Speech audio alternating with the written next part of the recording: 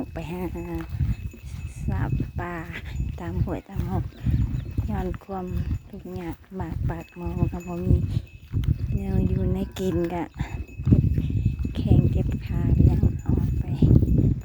หาสับปลาเทกัน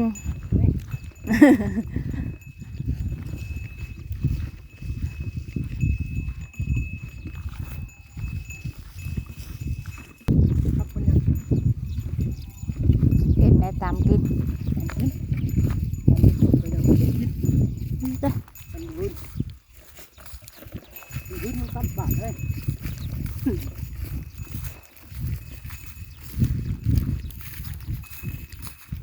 ซึ่งเรากับบ่มีไผนอนอยู่กับ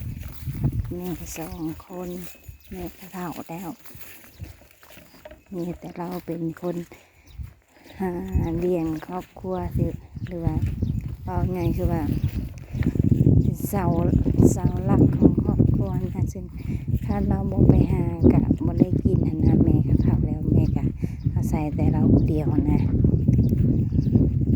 บาดเจ็บแข้งก็ยังไปหาแค่อยู่มากินถ้าบ่ไปก็บ่ได้กินนะมา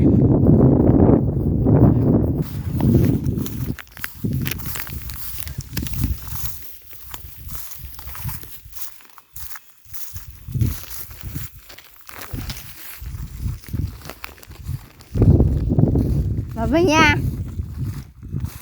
เฮาให้เจ้าเจ้าเป็นไผเอ้ยเพียงแม่นเพียงลูกชาวพวงนั่นบ่อันเตียงดูใส่เตียงลูกชาวเตียงขอบใจเรื่อยเด้อดีแฮงดีแฮงคือกันลูกชาวเตียงลูกชาวเตียงให้ตามนี่มันแล้วหากับบ่เมียกะ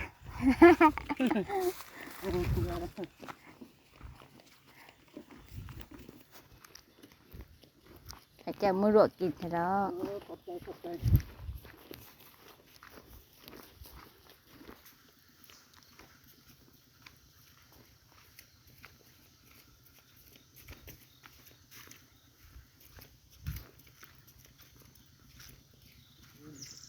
น้ำมันไหลอยู่เนาะ